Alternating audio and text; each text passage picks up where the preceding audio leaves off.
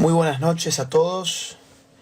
Hoy no estoy con la mejor voz, pero bueno, vamos a hacer el esfuerzo de poder conversar un poco con mi amiga Mamela Fialo. Y después tengo otro vivo más con un gran amigo de México. Así que bueno, tengo 2 horas de estar conversando. No tengo la mejor voz. He estado dando muchas conferencias estos días, muchas entrevistas y a veces repercute en la voz. Un abrazo a mi amigo Álvaro Larry Cordero, que está sumándose al vivo, a Marian Comte, a Mel Leiva y a la gente a la gente de Radio Libertaria, que siempre toma estos vivos y los sube en su canal de YouTube. ¿Qué tal, Mame? ¿Cómo estás? Hola, ¿qué tal? No sabía que tu voz estaba tomada.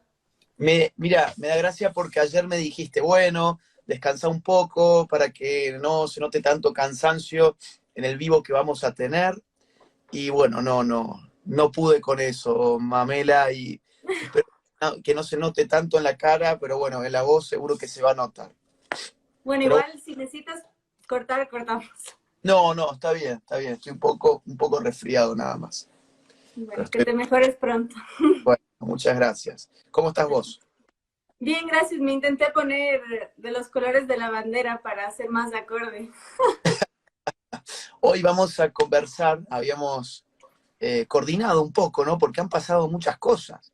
De hecho, la idea original era poder conversar sobre el debate, hacer un buen análisis sobre el debate presidencial en los Estados Unidos, de hace apenas unos días, pero nos enteramos casi al mismo tiempo, en la madrugada fue el del jueves, ¿no? La madrugada del jueves. El jueves, a ver, yo te di la infeliz noticia. Exacto, y yo ahí te dije, uy, nuestra idea de hacer un vivo sobre el debate, bueno, ahora lo vamos a complementar porque necesitamos hablar sobre muchas otras cosas más allá del debate, ¿no? Okay. Que es el contagio de Donald Trump de coronavirus. Así que, no sé, si te parece, podemos empezar por lo más nuevo y después podemos comentar un poco el debate, pero para toda la gente que se está preguntando qué está pasando en Estados Unidos, quizás la urgencia es lo más importante y podemos empezar por ahí.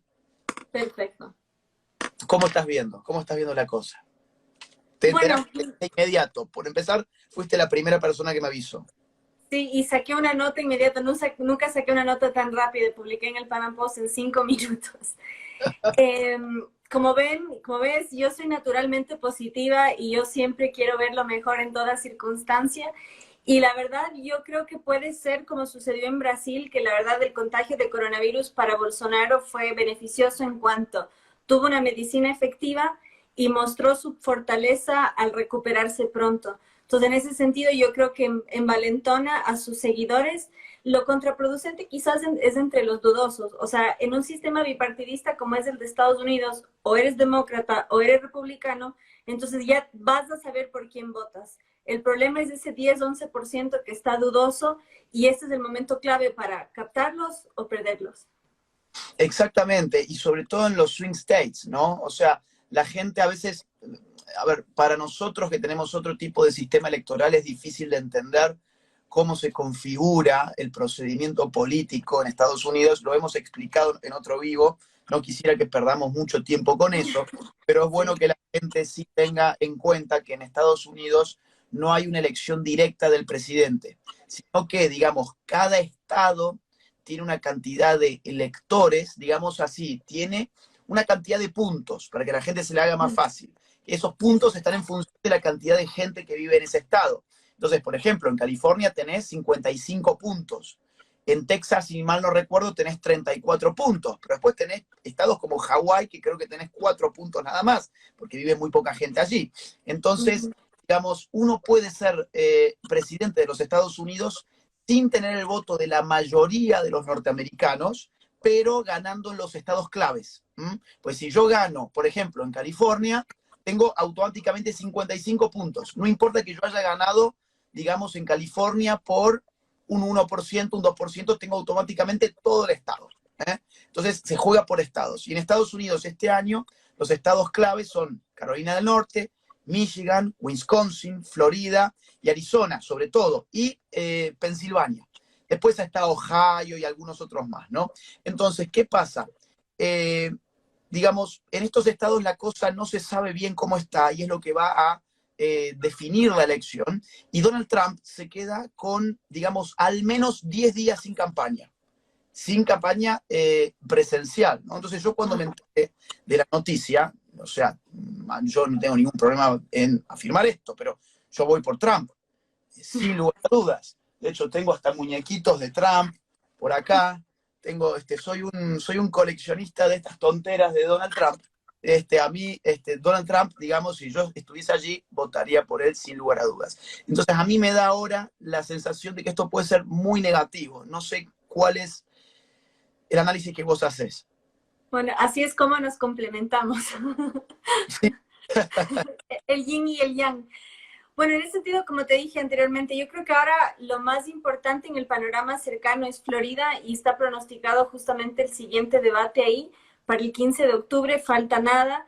Y Florida es clave en particular por la población hispana y por el rol que él presenta como el candidato Trump frente al auge del socialismo. Y en ese sentido tiene a su favor todos los refugiados y exiliados de esos regímenes. Entonces, ganar esos votos ya hace una gran diferencia en Florida. Y lo mencionamos brevemente en el live pasado y hago hincapié, si lo quieren leer, publiqué una nota al respecto. El 62% de la población en Estados Unidos tiene miedo de decir cómo piensa políticamente. Esto lo derivó el Instituto Cato, o Cato, como lo quieran pronunciar, y eso es clave. Es clave saber que la gente que tiene carteles Trump-Pence en su casa se los arrebatan.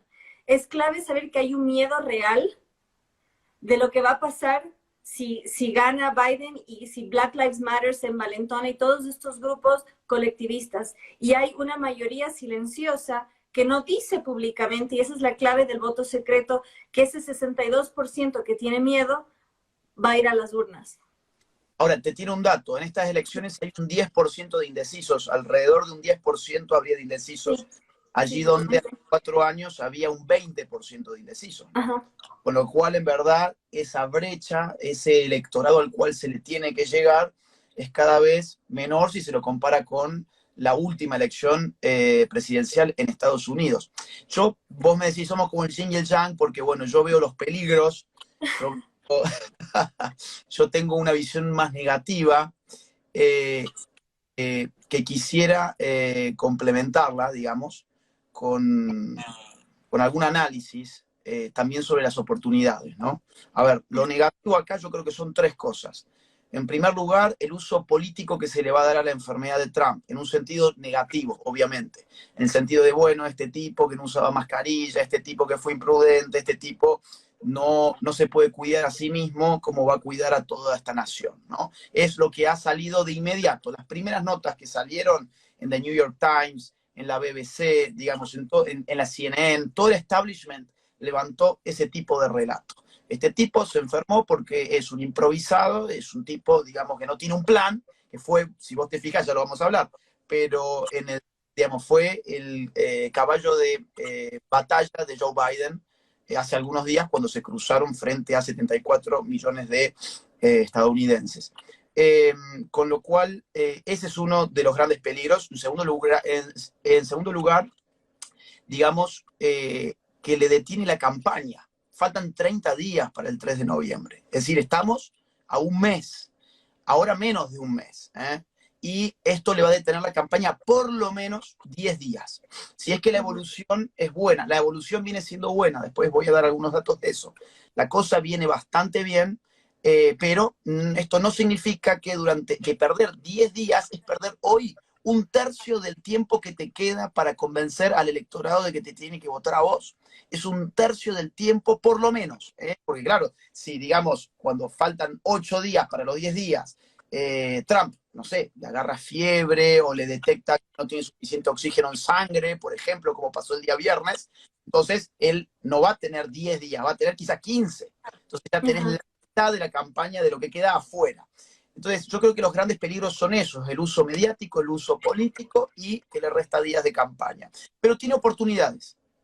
Entonces, para no quedar tan negativo, yo las oportunidades que veo es efectivamente mayor empatía de la gente, porque, digamos, Estados Unidos frente a las crisis se une, cuidado. Es una nación que frente a las crisis hay una solidaridad nacional que yo creo que muchos países no la pueden entender. Pero en Estados Unidos hay una solidaridad frente a las crisis colectivas y esto puede generarse de acuerdo a cómo evoluciona el estado de Trump. Puede, digamos, reafirmar el ejemplo de la fortaleza, que es lo que más lo distancia de Joe Biden en cuanto a las percepciones que favorecen a Trump, lo que más favorece a Trump frente a Biden, creo yo, y es lo que se movió un poquitito con el debate del otro día, es que Biden se lo ve muy débil, muy títere, y Trump es el jefe, ¿no? Manda, eso está clarísimo. O sea, puede incluso ordenar él el debate frente a un moderador, eso no importa. Entonces, si el tipo sale de esa enfermedad con 74 años, con 111 kilogramos, con 1,90 m, o sea, él es una persona obesa. 1,90 m con 111 kilogramos es obeso, tiene 74 años, es una de las personas que está en riesgo, o sea, es parte de la población en riesgo. Si él sale de esto, va a salir casi como el héroe americano, ¿no? Como el héroe americano. Así que, digamos, como pasó con Brasil, y Bolsonaro, después de enfermarse, se dio con que su imagen positiva al día de hoy supera incluso la imagen positiva de cuando fue electo presidente de Brasil. Bueno, con Trump quizás podemos esperar algo similar, ¿no?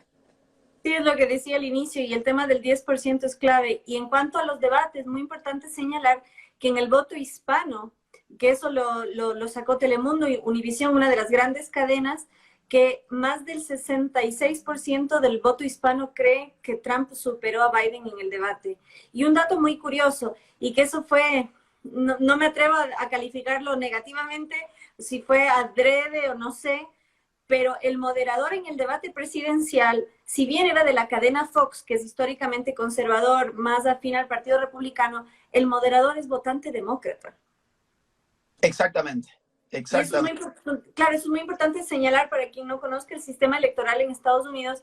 Uno se registra como votante. Entonces ya se sabe tu tendencia política.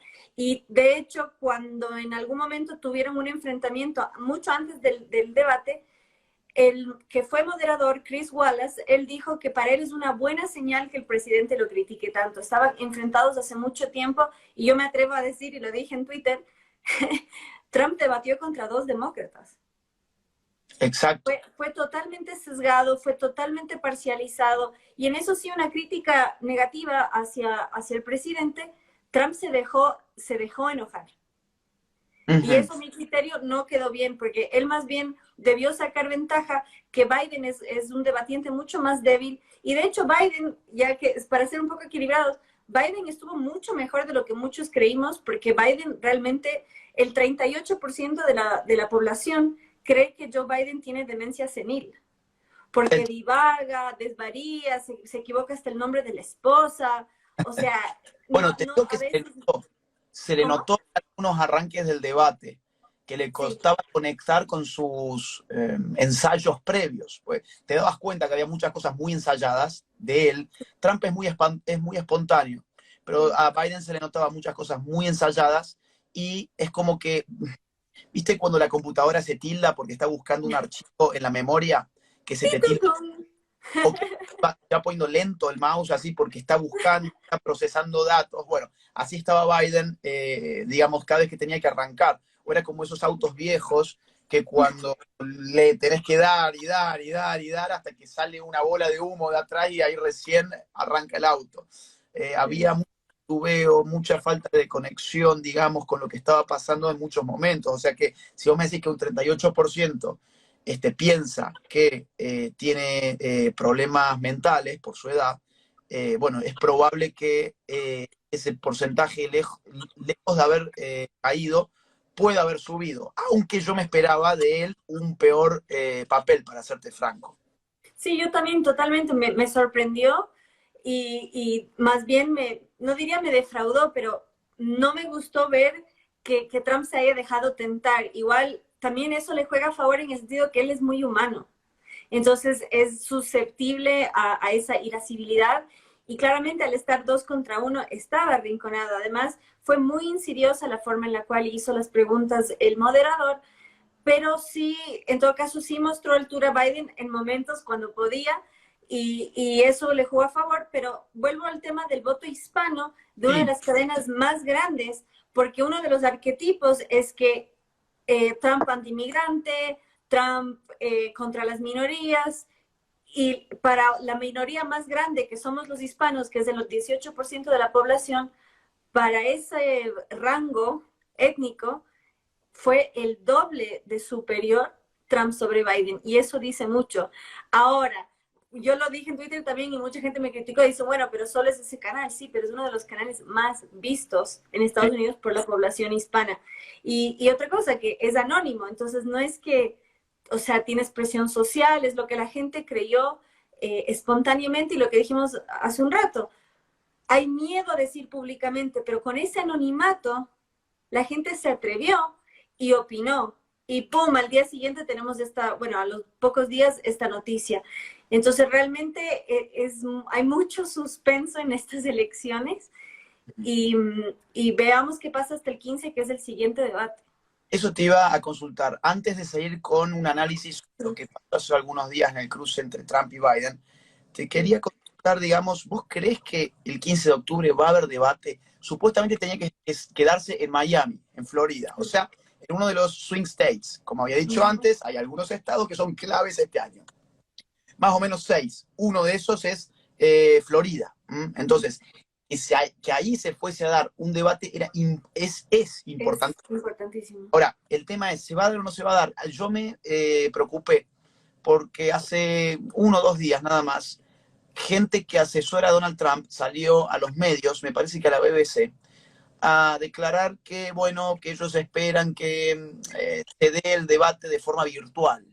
Entonces, yo ya veo que están de alguna forma tirando la toalla a la posibilidad de que veamos un debate, como siempre ha habido, desde que se hacen los debates, desde 1960, por la televisión, quiero decir, y que ahora lo tengamos que ver, no sé, digamos, a través de una plataforma como Zoom. Obviamente que uno lo ve desde la televisión, pero el intercambio no es el mismo, la fluidez no es la misma, la posibilidad de que se diera un combate como el que se dio el otro día tampoco es la misma, porque las interrupciones no son lo mismo hacerlas a través de internet que cara a cara. Y la tensión del cara a cara, que es con lo que Trump, porque, a ver, a mi juicio, Trump jugó una estrategia que fue la de intentar doblegar a Biden a través de los nervios. Entonces, no permitirle, digamos, interrumpir, ponerse fuerte en las declaraciones, y Biden no terminó de sucumbir nunca. Entonces yo creo que fue una estrategia que no rindió frutos. Podría haber rendido. Hay mucha especulación sobre algunos cables que se le ven a Biden, que se le salen por el saco. No sé, también, no sé qué información, si después tenés que nos puedas compartir. Hay mucha, digamos, Trump pidió 2 cosas, para que la gente sepa. Que a Biden se le haga una especie de antidoping, como a los, digamos, como alguien que va a jugar al fútbol, por ejemplo, a Diego Maradona no le dio el antidoping, entonces sabemos que es un tipo que se drogaba para jugar al fútbol, ¿ok? Entonces, lo que dice Y Trump, hasta la actualidad.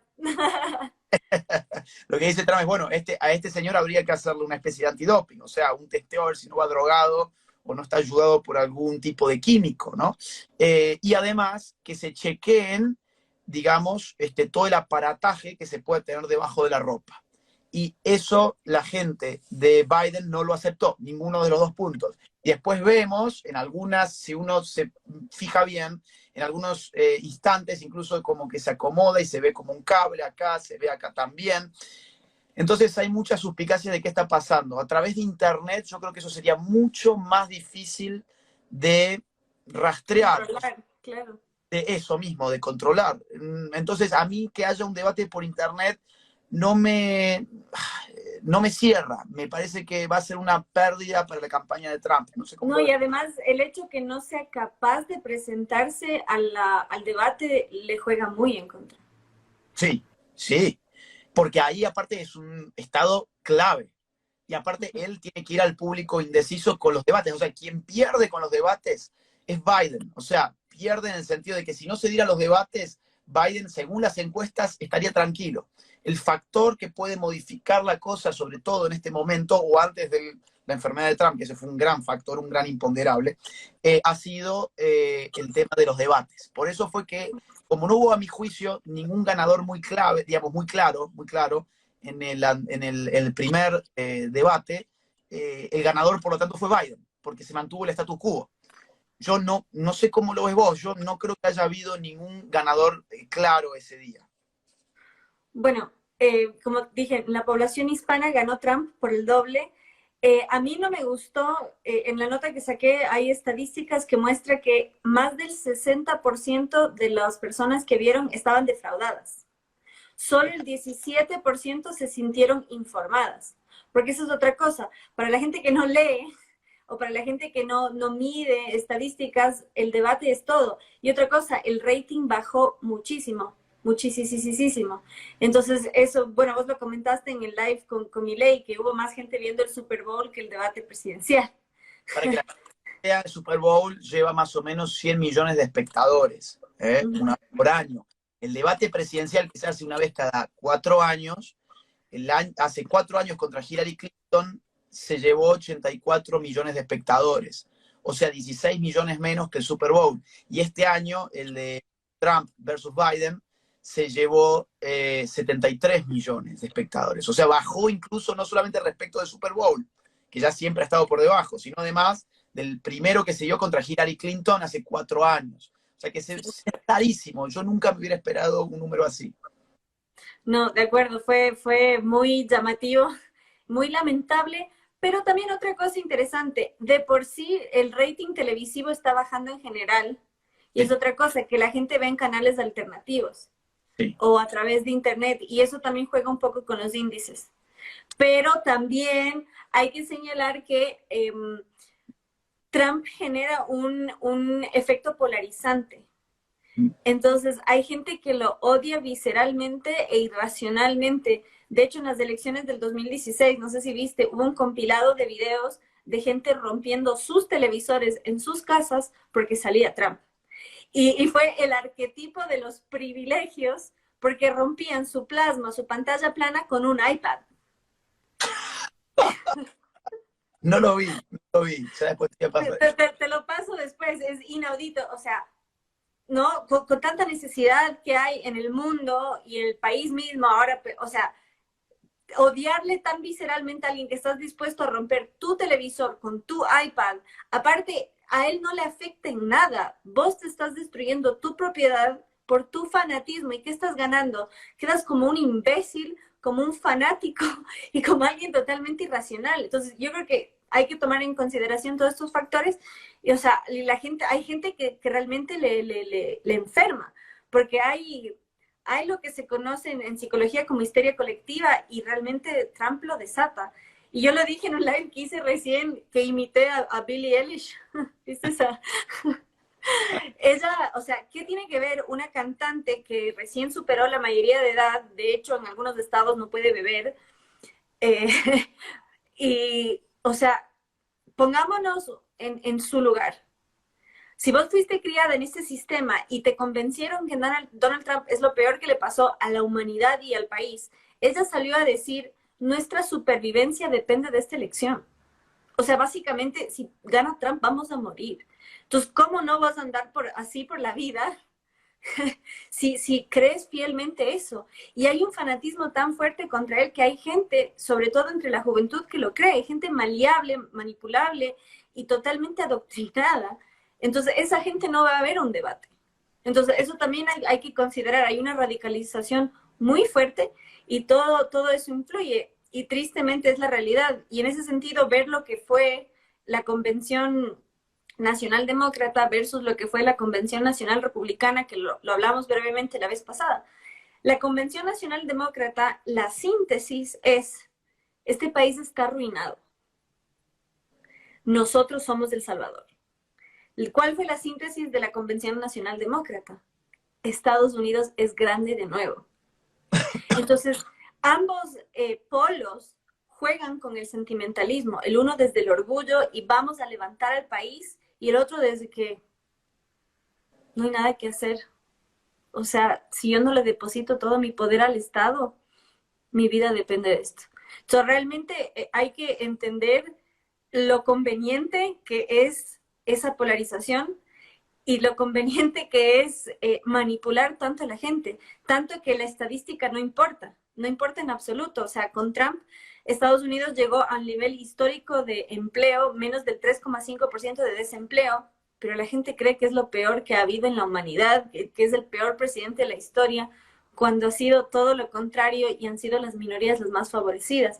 Entonces, contra la lógica, contra la evidencia, solo queda el sentimentalismo, el fanatismo y la irracionalidad que vemos preponderante en las manifestaciones y en todas las falacias y en todos los ataques ad hominem que hay en su contra. O sea, es sorprendente.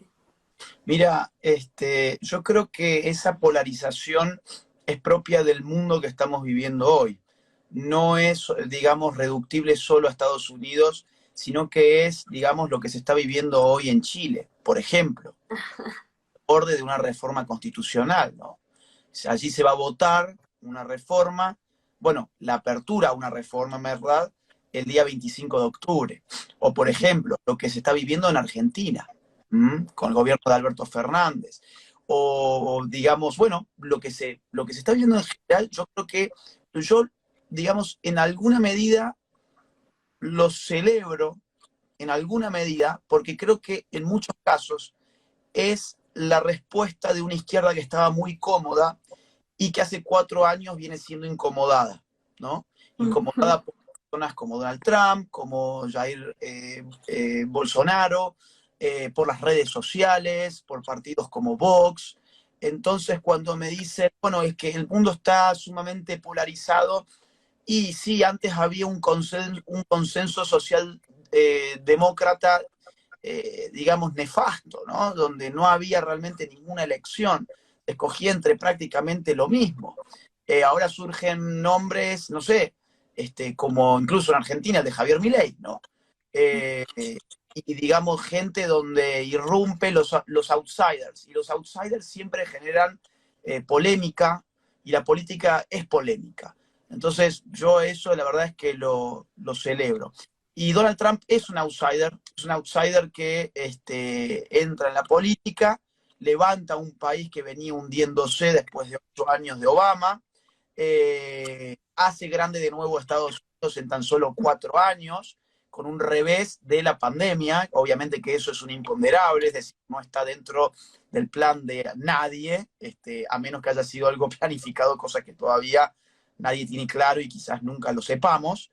Pero esto parece ser esos imponderables que te cambian de un día para el otro tus probabilidades de ser reelecto, que es lo que le está pasando, a mi juicio ahora, a Donald Trump. Ahora, en el cruce con Biden, en el debate, yo vi que los medios se ensañaron con un punto sobre todo, que fue el de los supremacistas blancos. Por lo menos en, digamos, la revisión que yo hice después de los medios hegemónicos, ¿no? CNN, bueno, toda dentro de Argentina, Página 12, La Nación, Clarín, ¿no? O ¿Qué sea, estómago? sí, sí. Lo que más, digamos, se destacaba de todo el debate, lo que más aparecía, era la cuestión de que el moderador, fíjate, esto no fue algo ni siquiera de Biden, ¿no? Esto fue el moderador el que le hace la pregunta a Donald Trump de si él estaría dispuesto ahora mismo a condenar a los grupos supremacistas blancos. Y Donald Trump dice, de inmediato dice, sure, o sea, seguro. O sea, sí, ok. Pero no nos olvidemos que la violencia está generada por la izquierda, y la violencia en Estados Unidos sobre todo la está ejerciendo la izquierda. Y el moderador sigue, ¿no? Bueno, pero los vas a condenar, y otra vez le dice, bueno, sí, claro, ¿a quiénes querés que condene? Entonces le dice, bueno, a estos y a estos otros, ¿no? Le arroja dos nombres. Y ahí, digamos, Donald Trump dice algo en inglés que vos, que sabés mucho inglés y yo no, lo vas a tener mucho más claro, que les dice como retírense, pero estén alertas, ¿no? O sea, stay back, stand by, Stand ¿no? back. Stand by. Stand back, stand by.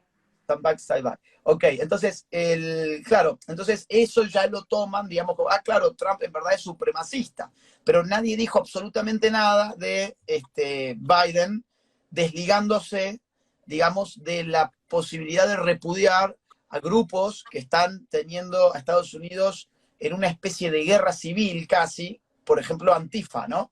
Entonces, Biden cuando se le dice, bueno, y vos vas a repudiar a Antifa, no, si Antifa no es una organización, Antifa es una idea. Es una idea.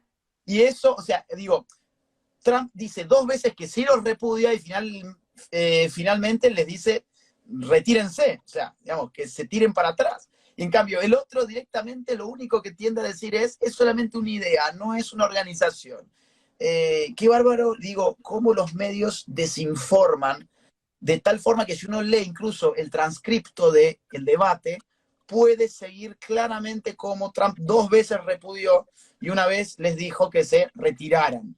Pero toda la transcripción en la prensa es Trump apoya a los supremacistas blancos. Y ahora Biden, que cuando uno lee el transcripto del debate, que dijo, yo no puedo repudiar a Antifa porque Antifa no es una organización, es una idea, eso no dicen absolutamente nada y es algo que lo vemos por redes sociales y que lo vimos en el momento de ver todo el debate en su completo contexto, ¿no? Entonces, no sé, digamos, qué análisis podés hacer o qué más podés sumar a esto que estoy diciendo.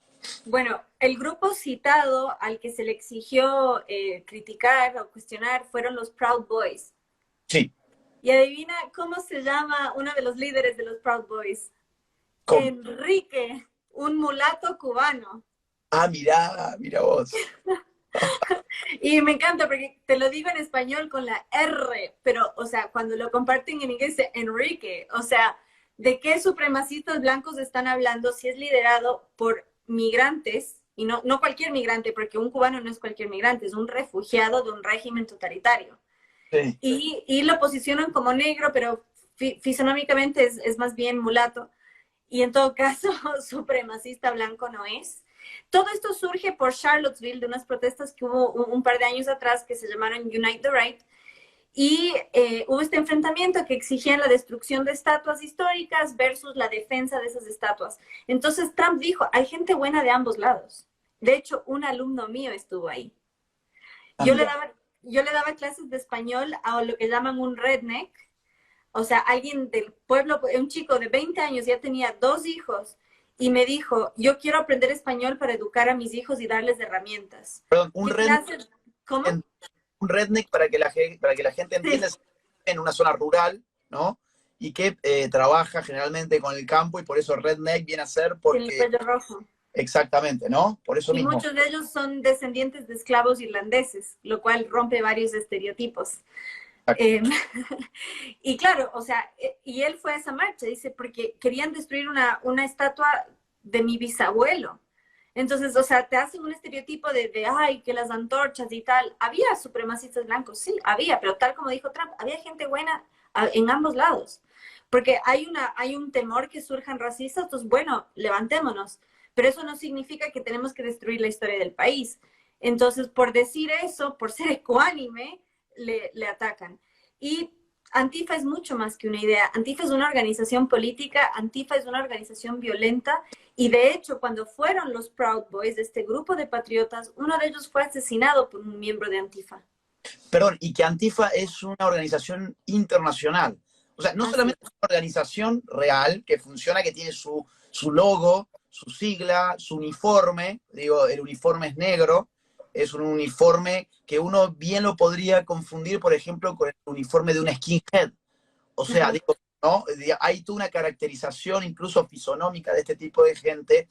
Hay una uniformización en la vestimenta. Y no solamente existen en Estados Unidos, sino que existen, por ejemplo, en Europa también, ¿no? Y existen en América hispana, o sea, en Hispanoamérica. También existen en Hispanoamérica. O sea que, digo, Biden... no sé de dónde ha sacado que no existe como organización, si no solamente existe, sino que existe en prácticamente todo el continente. Yo aquí, este pechito, fui agredida por Antifa el 6 de diciembre del 2019. Con la complicidad de las feministas, fui agredida sexualmente por uno de ellos a la luz pública. ¿Por qué? porque el 6 de diciembre se celebra la fundación de Quito. Y para los Antifa, hay una exigencia moral que vos tengas vergüenza de tu origen. Entonces, si vos te atreves a celebrar la fundación de tu ciudad, entonces eres un racista y un supremacista blanco. Cuando el himno de Quito, perdón que haga este paréntesis, No, pero está muy bien.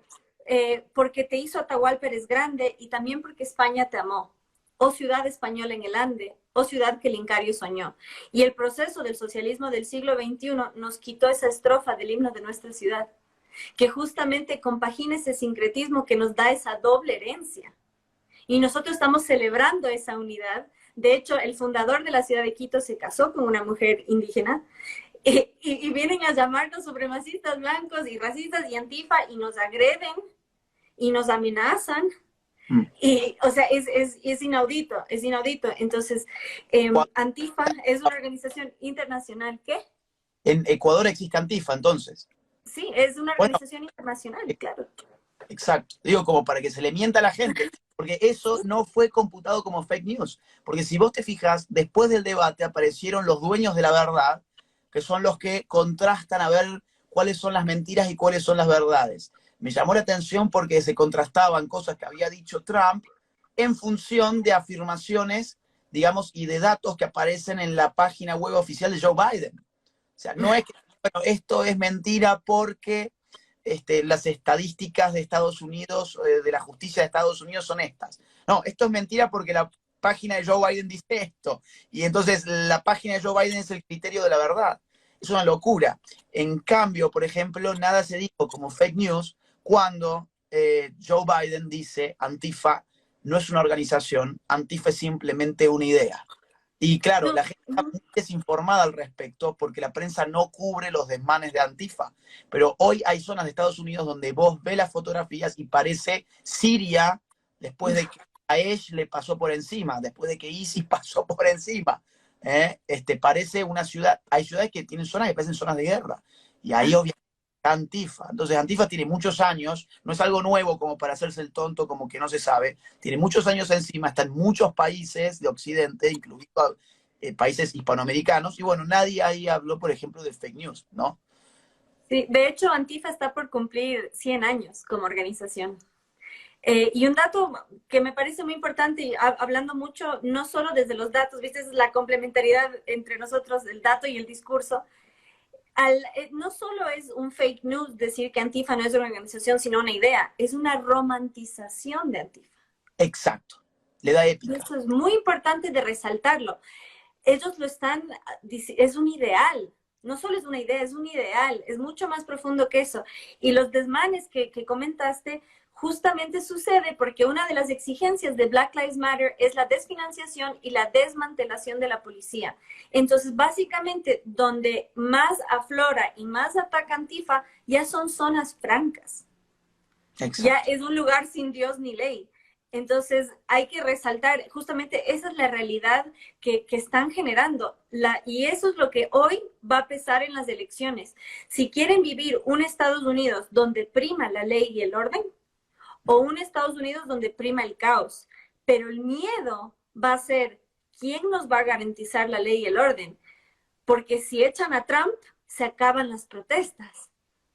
Pero si viene Biden, los manifestantes van a tener el control. Entonces ahí el votante tiene una decisión muy difícil que tomar y es muy importante entender, lo comentamos en otro vivo, 13 de los asesores de campaña de Biden financiaron la liberación de los delincuentes que causaron destrozos en las revueltas de Black Lives Matter. Porque ya ni siquiera vale decir protestas, son revueltas, son disturbios. El 90% de las protestas violentas que han habido en Estados Unidos sucedieron en el marco de Black Lives Matter.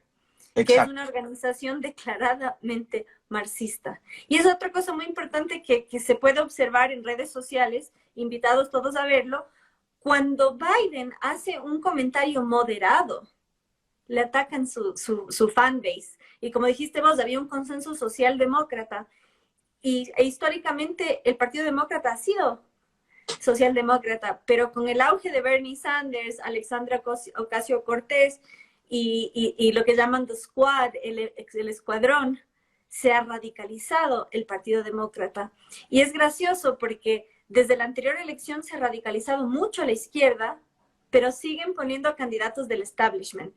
Es decir, agitan el avispero en las primarias, captan a la juventud, pero luego ponen al viejo de siempre. Entonces, vienen luchando por la justicia racial y de género y ponen un hombre blanco heterosexual como candidato. Entonces, es muy gracioso y siempre me parece importante traer a colación a George Orwell, porque tenemos que darnos cuenta, no nos enfrentamos, si bien los datos y las estadísticas nos dan un respaldo teórico fuerte, estamos enfrentados a la sin razón. Y es importante como juego psicológico estar en la contradicción constante, porque cuando no prima la razón y la lógica, solo te queda obedecer. Entonces viven en esta contradicción todo el tiempo, que te promueven una cosa, pero hacen otra. Entonces no te queda más que decir, como decimos aquí en los Andes, pegue patrón, porque, porque no tiene lógica, no tiene sentido. O sea, una persona orgullosa con la frente en alto va a decir, bien argentino, me están cargando. Mira, yo creo que, a ver, acá hay toda una estrategia que vos la identificás muy bien, que consiste en poner, digamos, gente muy radicalizada en las internas. Bernie Sanders ha sido un caballo de batalla en ese sentido. Pero de ahí la izquierda siempre gana algo. Es decir, ¿qué gana la izquierda? Que el candidato que después triunfa, llámese Hillary Clinton o Joe Biden, tiene que girar hacia la izquierda más de lo que quizás le gustaría. Yo no creo que Joe Biden esté muy contento con no poder pronunciar ley y orden, como le remarcaba Donald Trump en el debate. Eso fue súper interesante, porque Donald Trump lo pescó en varios puntos que después podemos comentar algunos, y uno de ellos fue que Joe Biden no se animaba a decir ley y orden.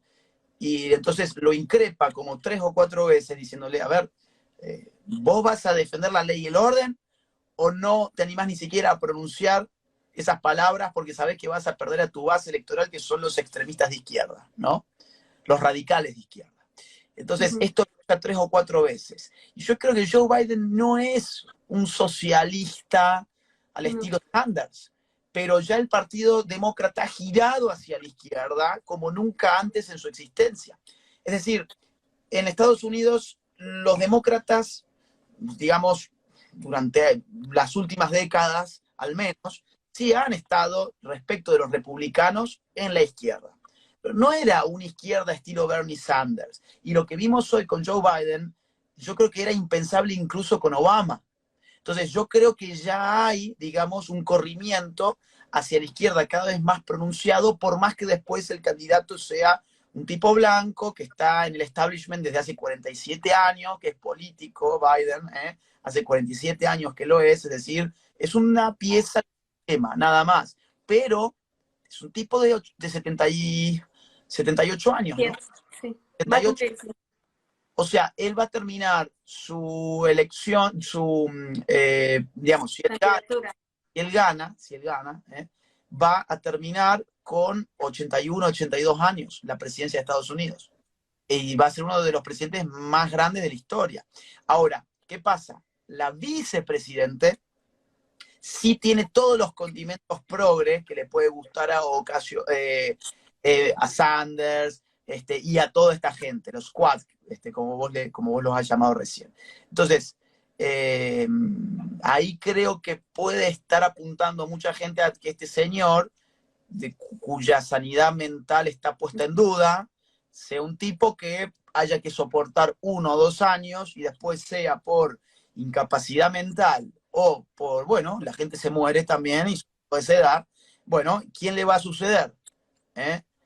Le va a suceder una señora que es de lo más progresista que hay en el Congreso de los Estados Unidos, y bueno, y si tiene esos componentes raciales, migratorios, todo lo que vos estabas marcando recién, que Biden no lo tiene. Dicho sea de paso, Pence, o sea, el vice de Trump, tiene que ir a debate con Harris, Kamala Harris.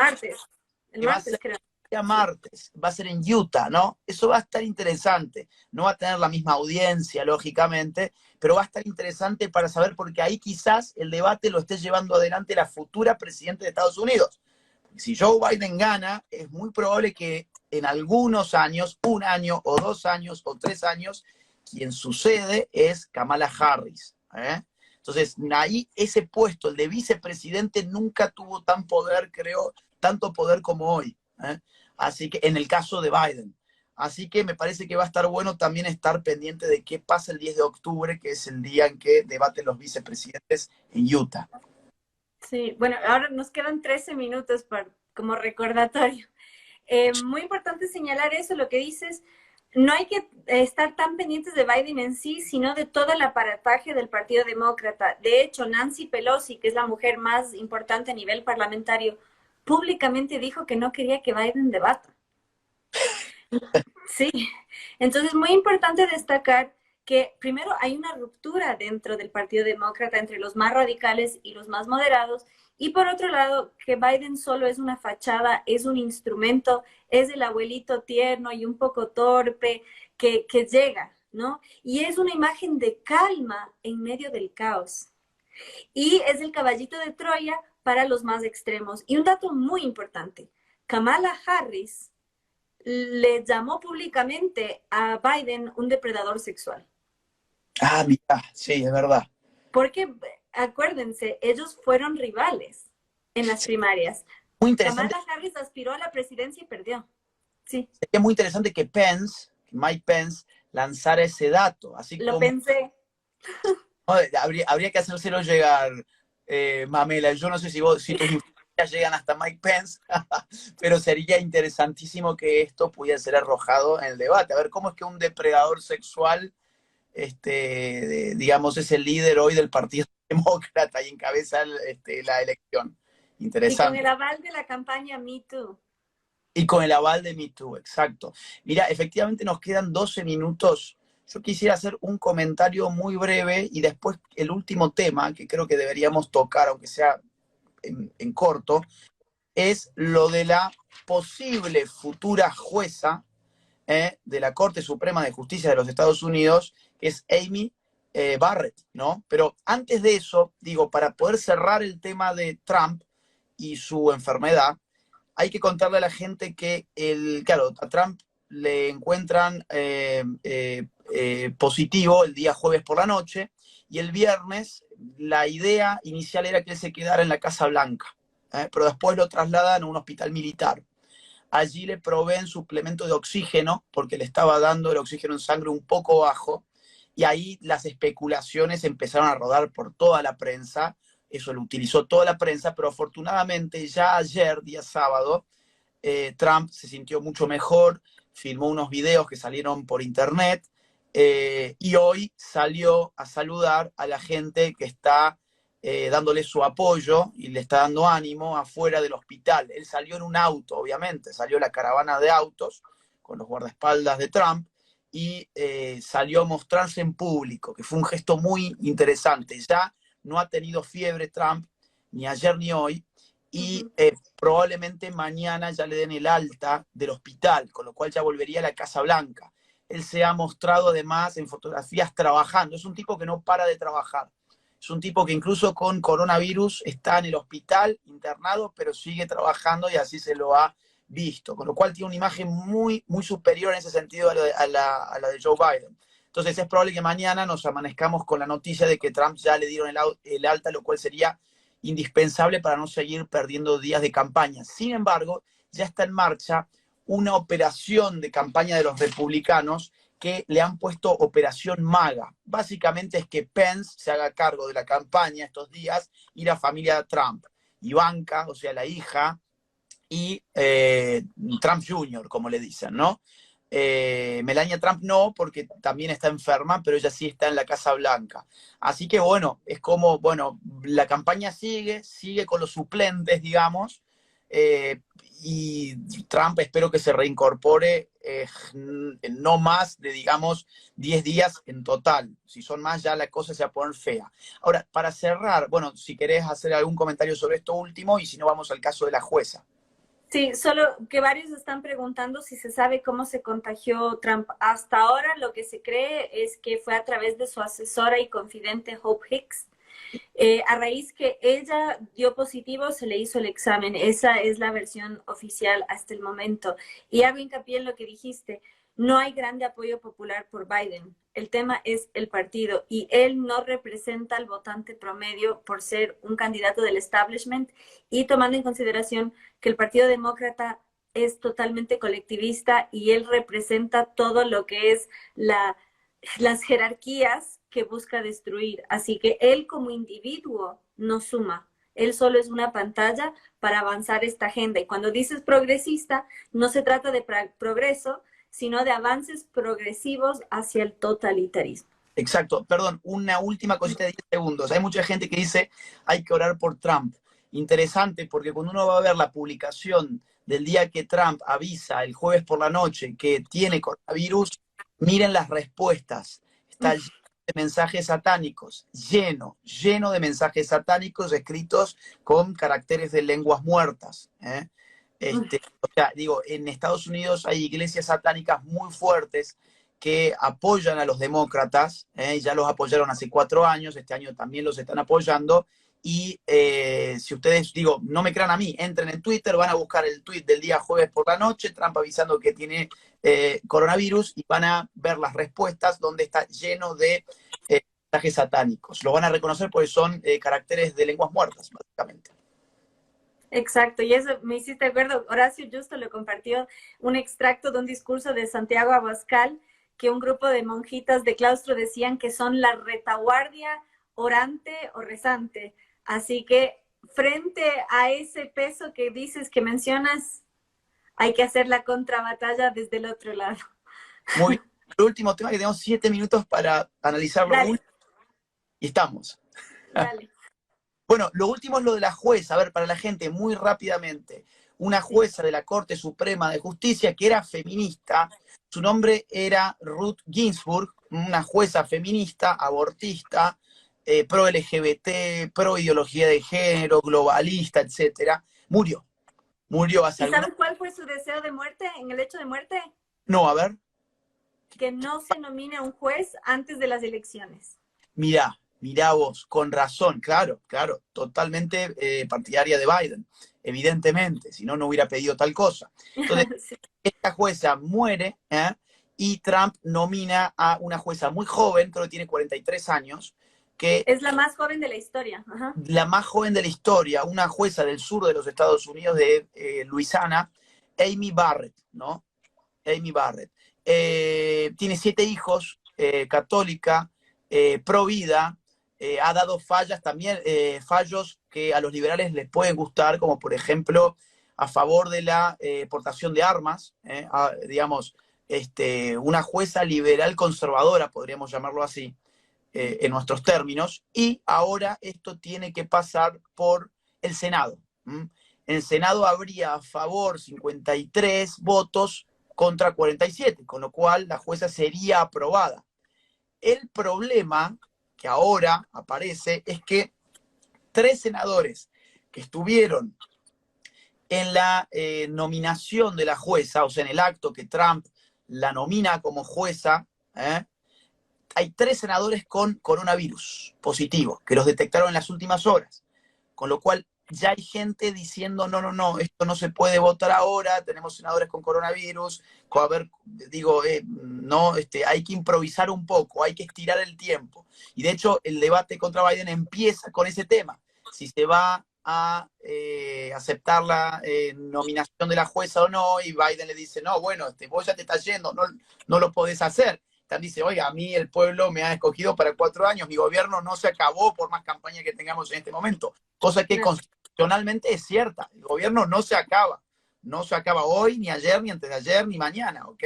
Entonces, no sé cómo estás viendo vos todo esto. Ginsburg, feminista, abortista, en cambio Barrett, pro vida, católica, pro, digamos, libertades individuales, pro familia, ¿Cómo lo ves?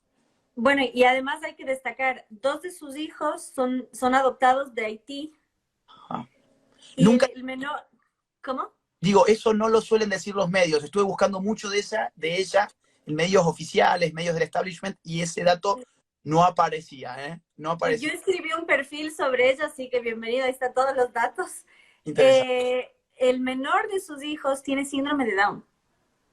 Ajá. Entonces ella es todo lo que el progresismo busca destruir, porque llaman derecho a descartar a un ser humano de acuerdo a sus cromosomas y alegan que son los conservadores o los republicanos los que son racistas, y qué mejor ejemplo de ella que ella de lo contrario. Amy Barrett expuso también algo muy importante que le llaman la prueba de fe, y eso rompe la primera enmienda de la Constitución de Estados Unidos. Ya hay un escrutinio donde alguien que profesa una fe tan abiertamente como ella es considerado como incapaz para ejercer su cargo. Y si me permites, no es necesario agregar la A final, juez es neutro. Muy bien, gracias. No, y te juro, yo cuando publiqué la nota dije, me dejan así y no le agregan la A. Muy buena corrección. Sí. Porque es súper importante no ceder, porque la contrabatalla cultural empieza en la palabra y no ceder en esos términos.